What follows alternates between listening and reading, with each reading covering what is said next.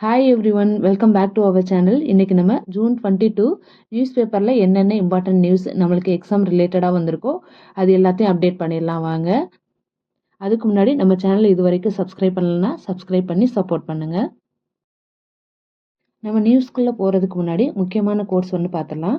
நீங்கள் எழுதும் பதில்கள் மட்டுமல்ல, உங்கள் உழைப்பும் வெற்றியை தீர்மானிக்கிறது அப்படின்றதான் இன்றைக்கி கோட்ஸ்.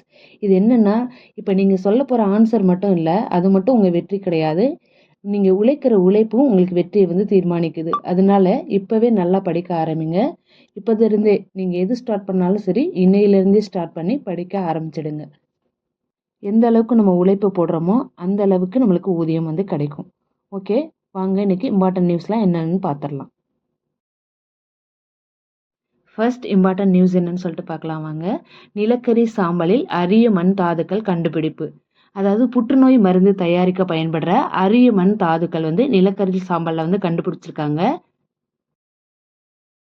இதுக்கான வணிக ரீதியிலான உற்பத்தி ஆலையை என்எல்சி மூலமா தமிழகத்துல விரைவில் அமைக்கப்பட போறதா தெரிவிச்சிருக்காங்க. இப்போ நிலக்கரி சம்பந்தமா இந்தியாவில் என்னென்ன நியூஸ் இருக்குன்னு சொல்லிட்டு பார்த்தலாம். மத்திய நிலக்கரி அமைச்சகம் கடந்த 3 ஆண்டுகளில் முதல் முறையாக 1 பில்லியன் டன்னுக்கும் அதிகமாக நிலக்கரியை உற்பத்தி செஞ்சு வரலாற்றில் பெரிய சாதனை படைச்சிருக்காங்க. இந்தியா தற்போது உலகின் 2வது மிகப்பெரிய நிலக்கரி உற்பத்தியாளராகவும் 5வது மிகப்பெரிய நிலக்கரி இருப்பை கொண்ட நாடாகவும் இந்தியா திகழுது அப்படின்னு நமக்கு தெரிஞ்சிருக்கணும். நெய்வேலி லிக்னைட் ஃபேக்டரி இருக்கு இல்லையா, அங்கே தான் சாம்பல்ல அரிய மண் தாதுக்கள் இருக்கிறத கண்டுபிடிச்சிருக்காங்க. நெய்வேலி லிக்னைட் சாம்பல்ல தான் இந்த அரிய மண் தாதுக்கள் இருப்பதை கண்டுபிடிச்சிருக்காங்க. இது புற்றுநோய் சம்பந்தமான மருந்துகளுக்கு யூஸ் ஆகிறது மாதிரி அரிய மண் தாதுக்கள் இதில் இருக்கிறதா கண்டுபிடிச்சிருக்காங்க. நெக்ஸ்ட் இம்பார்ட்டன்ட் நியூஸ் என்னன்னா, இந்தியா ஐரோப்பியன் யூனியன் இவங்க 2 பேருக்கு இடையில வர்த்தக ஒப்பந்தம் ஜான் 27 அப்போ இறுதி செய்யப்பட்டு வர டிசம்பர்ல தடையற்ற வர்த்தக ஒப்பந்தம் கையொப்பமாகும் அப்படின்னு கவர்மெண்ட்ல சொல்லியிருக்காங்க. இந்த ஐரோப்பிய யூனியன் அப்படின்றதுல எத்தனை நாடுகள் இருக்குன்னா 27 நாடுகள் இருக்கிறாங்க. இந்த 27 நாடுகளுக்கு இந்திய ஏற்றுமதி பொருட்கள் இல்லையா, அது வரி இல்லாம ஏற்றுமதி செய்ய முடியும். இந்த ஒப்பந்தம் கையெழுத்தாச்சுன்னா ஐரோப்பிய நாடுகள்ல இருந்து வரும் பொருட்களோட விலையும் குறைவா இருக்கும். இதெல்லாம் இந்த ஒப்பந்தத்துல இருக்க முக்கியமான benefits.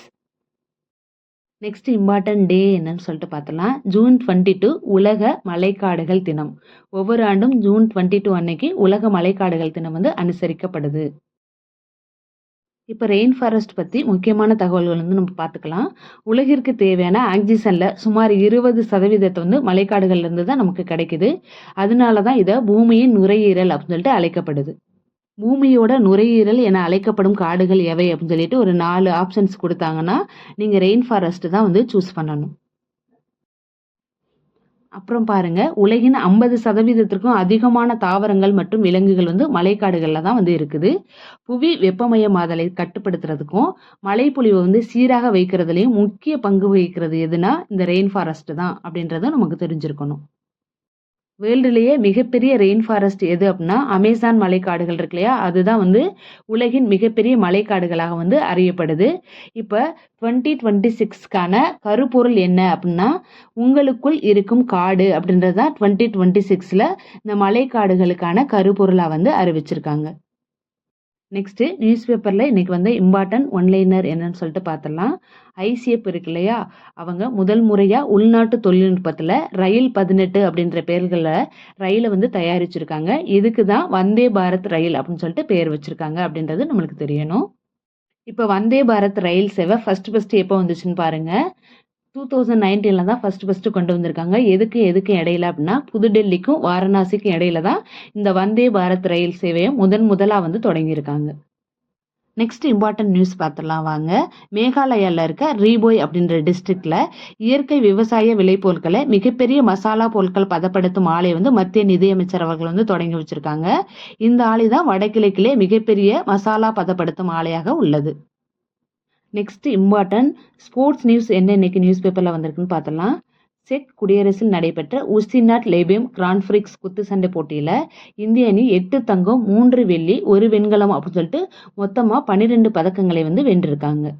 Next important sports news என்னன்னா, IFIH மகளிர் நேஷனல் கோப்பை ஹாக்கி இறுதிப் போட்டியில் இந்திய மகளிர் அணி சாம்பியன் பட்டம் வென்றிருக்காங்க. That's all my dear friends. Thanks for வாட்சிங். Thank you so much. மேலும் தகவல் தெரிஞ்சுக்கிறதுக்கு நம்ம சேனல் லைக் பண்ணுங்கள், ஷேர் பண்ணுங்கள், சப்ஸ்கிரைப் பண்ணி சப்போர்ட் பண்ணுங்கள். தேங்க்ஸ் ஃபார் வாட்சிங். Thank you so much.